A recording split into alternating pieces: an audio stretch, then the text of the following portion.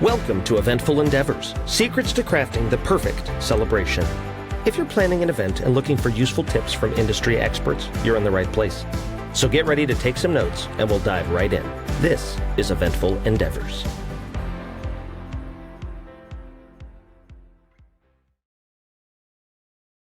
Hello, everyone. Welcome to another exciting edition of Eventful Endeavors. I'm Mike Sherman with Felix and Fingers Dueling Pianos. Today, meeting with the lovely and talented Katy Cook. Katy is currently the venue manager and the marketing manager at Glen Erin Golf Club. She's been with the club for 5 years, ever since they opened the Celtic House event space in 2019. She was there from the ground up, helped make the space what it is today. She went to Augustana College, where she double majored in business administration and communication studies.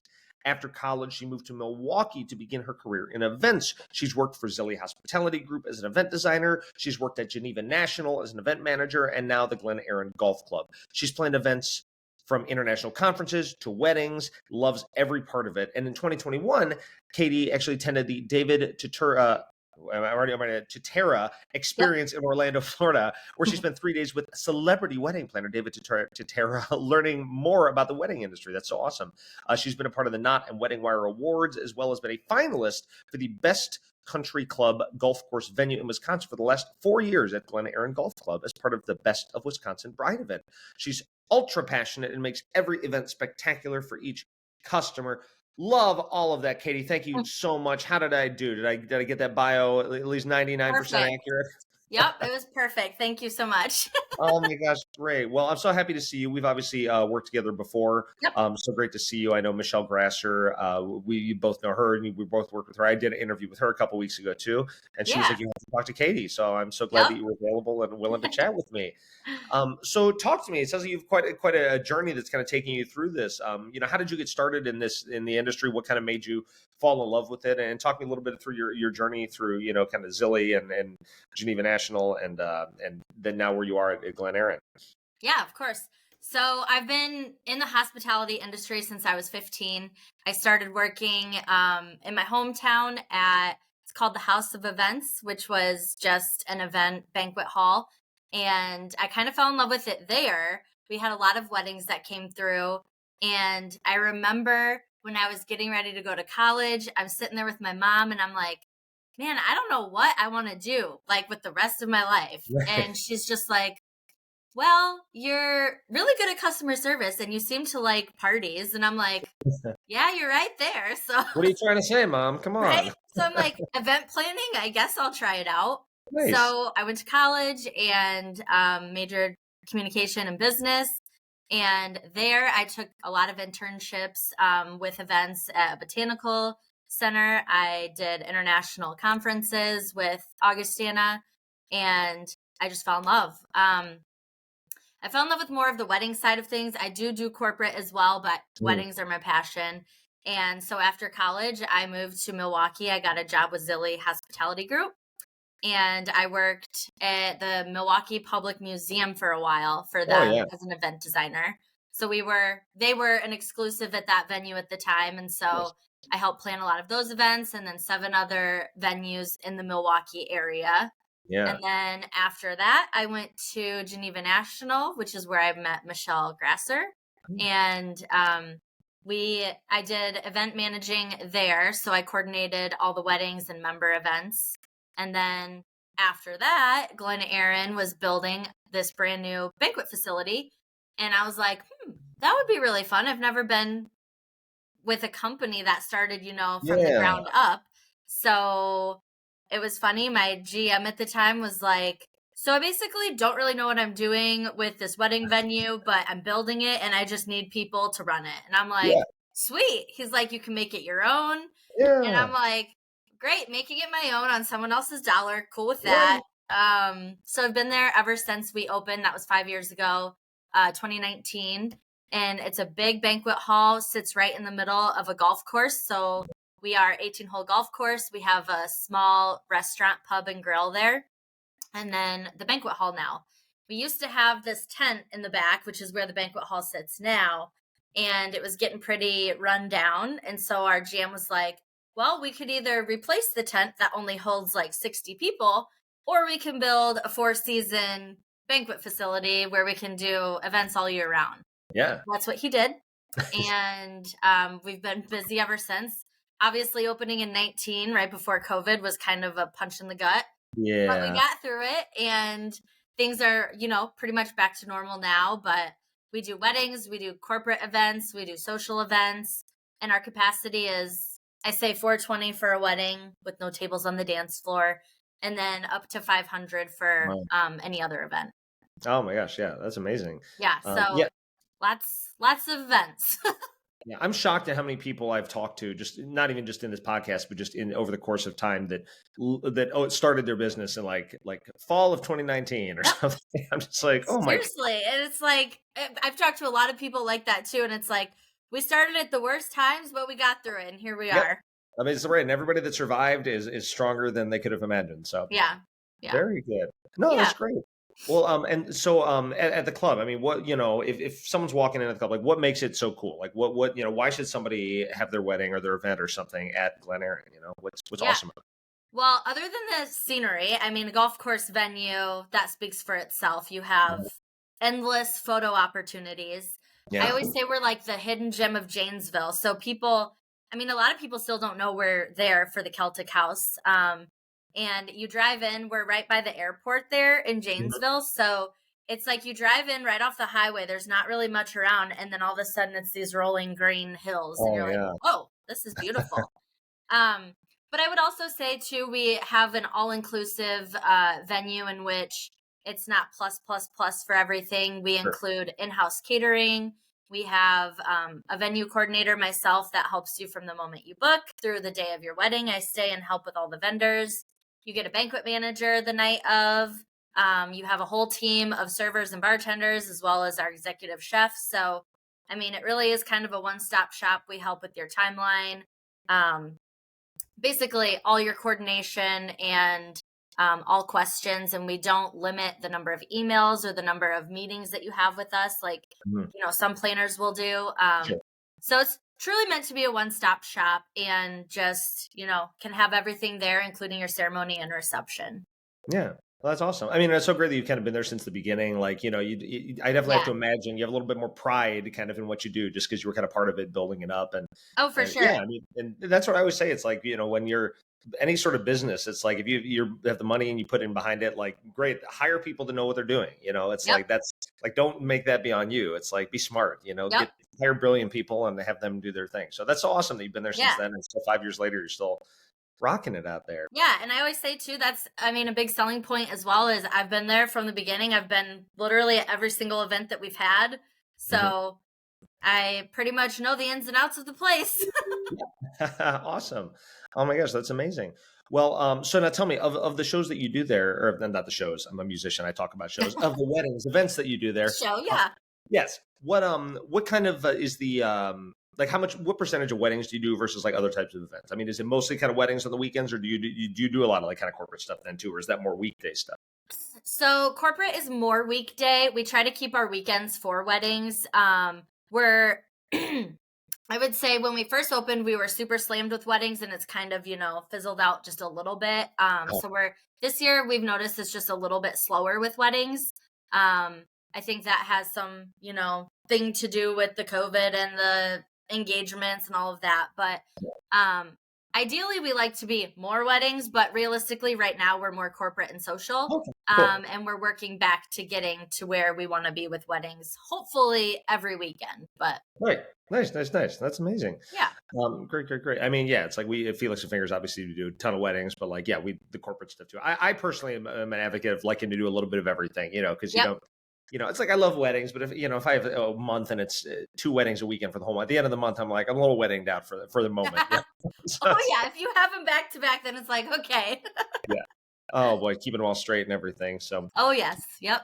yeah. Well, talk to me a little bit about just like, I mean, I guess more weddings specifically, but feel free to branch out from there. But like what are you kind of seeing as somebody who just sees a lot of these weddings? I always like to ask, what's kind of in, what are some trends that are coming through? What's kind of on the way out? Yeah. Everyone else has different answers to this. So I'm always, I always learn something new about that. Yeah. Well, and it's kind of funny too, because I know you do shows in New York and Chicago and wherever. When you have those bigger cities, Janesville's not a big city where I'm located. So it's like the trends start there. and then it seems like a year or two later, then they get to me. Yeah, So right. I'm sure you see kind of all different kinds of things. But Right. I would And you get say, even further away, and it's like 5 years later. oh yeah, you start in LA and then 5 years later, it's Right. like, oh, it's in Janesville now. That's Right, cool. right, But I right. would say one of the big ones lately that I've seen is mocktails at weddings. Oh, So okay. um, it seems, I don't know if it's a trend or whatever, Yeah. that people are wanting more cocktails that don't have alcohol for those Sure. that maybe are sober or don't drink. Yeah. That's big with corporate and weddings. Right. There's always like that signature drink at weddings, it seems like. And lately Mhm. it seems like there's an alcoholic version and then a non-alcoholic version, which Oh, is cool. pretty cool. Yeah. Um, I would say a few other ones. Wedding cakes seem to be going out, just like the Yeah. small cake for cutting, and then Sure. some type of dessert station. That's been for a couple years now. The audio guest book is a big one lately that I've seen, Yeah. where you have the telephone and you leave a Telephone, voicemail, yeah. which I is like really that. cool. I actually really like that. I think that's a great idea. Yeah, me Um, too. Especially for like if you have grandma at the wedding, and then grandma can leave voicemail and you have her voice then forever. I just think that's so Right. fun. Oh, yeah. No, that's really cool. Yeah, no, I love seeing the phone. I've seen that pop up a few times Yep. recently. Yeah, I just started seeing this cool thing. It just came to me. It was, I mean, there's so many like photo sharing apps and all that stuff, but there's this like thing where it's like I don't know if you've seen it. It like kind of turns your phone into like a digital camera in a way. Like it Yeah. basically, it's not like an app. It's like it's called POV, I think, and then it's like you have 25 total pictures to take, and that's all you get, and you like take Yep. them and it uploads it. And I thought that was really kind of cool. And then it's like Unique an stuff. album for them to go through, Yeah, right? Yeah, I yeah, just but saw that, I think, on TikTok or something. yeah, like you didn't have to download an app. It just like I don't know if it's just an iPhone thing, but it just like your phone just like scans it and just like kind of transforms. Like you didn't have Yeah, to download anything. I was like, I don't know how they do these things, but I that's thought it was an super awesome idea, I think. cool. Because then you have photos from your guests that your photographer wouldn't normally take, Right.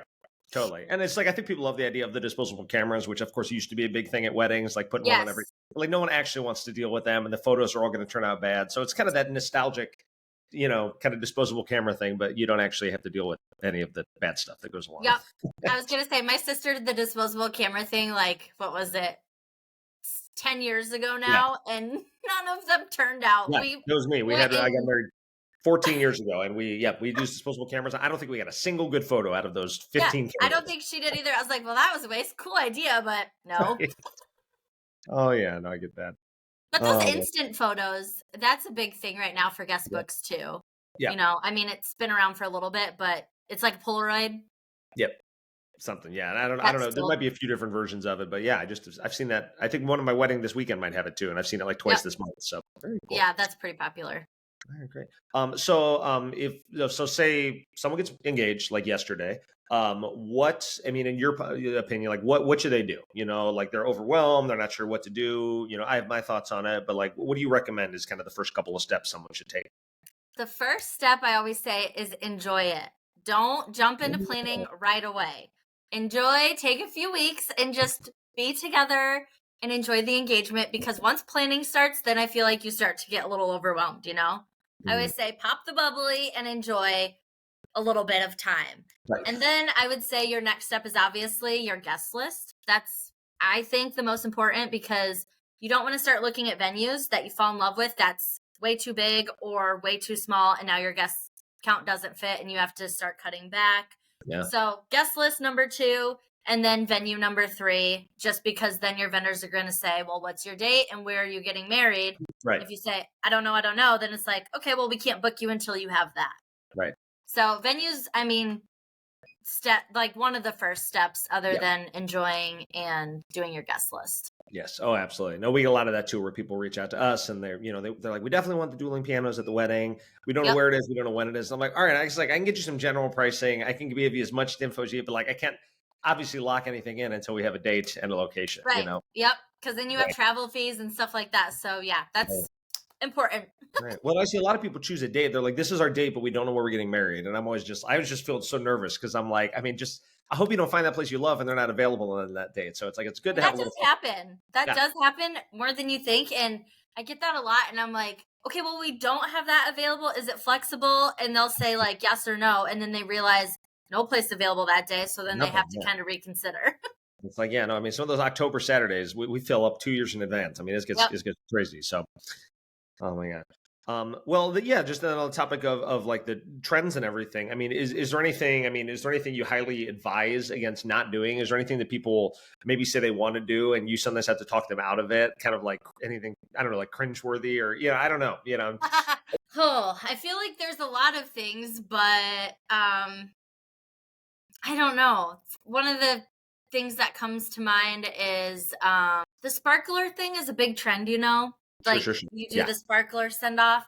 But one thing that it's not that I talk them out of it. It's No. just, okay, well, at some point, and the DJ hates it. And I know the DJ doesn't like it because everyone has to leave the dance floor Right. and then trying to get them back on the dance floor after.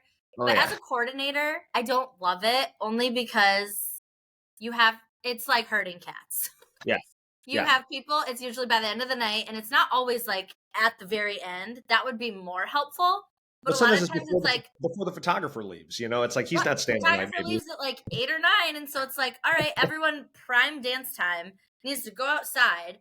Some people are a little incoherent that time, and you're giving them fire. And then, I don't know. There's just a lot of like moving parts with that yes, the photos are awesome from it. But I hate doing it. I know. I mean, with me, it's always like sometimes we're on the phone and they're like, "Oh, we're going to do a sparkler send off." And I'm always like, "Okay, that's fine." Like how, like I'm like, "How is it going to work?" And they're like, "I don't know." And I'm like, "Okay." I was like, "I should like people are just going to wander around like it'd be great if I say this is where you get the sparkler, this is who's going to light it, this is where you Yep. drop it off afterwards." Like a lot of times they just have a bunch of sparklers and maybe the maid of honor is like, "Oh yeah, I'll take care of it," but like no one knows what's going on. And I was like, Yep. people are drunk. They're tired. Like I need to give them very clear instructions. So, Yes. like, And I've actually had 2 different times where there was a legit fire from it. And I'm like, this is fun. I'm actually putting out fires. right. Yeah. No, So I don't love that one, literally. but No, that's a great answer. Yeah, no, that would be something I would. I mean, by the time they get to me, it's like it's already done, so I can never talk anybody yeah. out of that. But yes, Well, yes. and a lot of times the couple will be like, oh no, I got it. Like, we'll figure it out. And I'm just like, that's not going to work. That's Okay, not going yeah. to work. I'll handle it. You might be drunk too at that point. Okay, Yeah. so Correct. right. Oh my gosh, no, that's a great answer and absolutely something I would see as something that might possibly come up. Yep. That um, seems to be kind of going out though. yeah, I will say that. It was really big like 2 years ago, and now you get it every now and again, but yes, no, I would agree with that. I don't see it. I do have one May 4th, I think. I do have a sparkler send off. I always kind of ask them, like, do you have any sort of like send off at the end of the night, like sparklers or anything? And no one ever says yes. And they're like, no, we're doing sparklers. And I was like, oh, that's my first one all year, I think. But yep. yeah, but you get you can get some good photos. So I understand it. Yeah, it is true. Yep. Yeah. So then as far as Glen Erin goes, I mean, what is it like booking with you? How far in advance do you recommend people reach out? I mean, obviously ASAP, I'm sure is kind of the general sense, but I mean, do you still have dates available this year? Are you looking more 2025 right now? Like, So we do still have dates available this year. The likelihood of booking those dates is small, I would say. Most people book a year out for us anyway.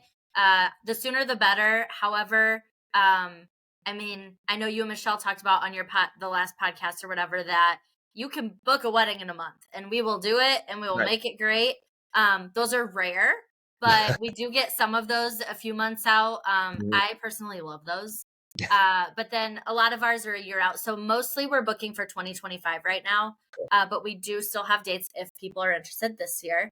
Nice. And then one thing that I wanted to mention too is if you do book from this podcast or you hear us on this podcast and then you reach out, you would get $500 off your room rental this year or next year. And then 5% off food and beverage. So Nice. Yes, reach awesome. out. Yeah, so definitely mention that you heard her here and definitely take advantage of that. So that's awesome. Yeah, Will for sure. add up for sure. Well, great. I mean, I think that's kind of all the questions I have for you today. Was there anything else you wanted to say? Anything else we didn't really cover that you might want to put out there? Any other advice or info about the club or anything? I mean, I think we covered quite a bit here. Yeah. Just want to reiterate that we do have dates, open houses at our venue. We do once a month starting in May. So follow our Facebook, follow our Instagram, and keep up with all of we have public events coming up. We have open houses. come out and tour and reach out to me and get the discounts. And we still have dates available this year and next year. So Great. Amazing. Well, everyone, thank you so much for tuning in today. It's been such a joy. Again, this has been Katy Cook with Glen Erin Golf Club. And you said you're in Janesville, right? Is where you look at Janesville, it? Wisconsin. Great. So definitely reach out to her. We'll have all of her socials and everything shared, right here where you're checking out the podcast. So definitely reach out if you're looking for an awesome place to have an event. But Katy, once again, thanks so much for chatting with me this morning. It's been a real pleasure. And everyone have a great day. This is Mike Sherman with Felix and Fingers Dueling Pianos, wrapping up another exciting episode of Eventful Endeavors. And until we see you next time, bye. Thanks for listening to another episode of Eventful Endeavors, Secrets to Crafting the Perfect Celebration. We hope to have left you with some actionable ideas for your own event. If you like the show, please subscribe and definitely leave us a review. We read every comment. So until next time, happy planning and see you soon on Eventful Endeavors.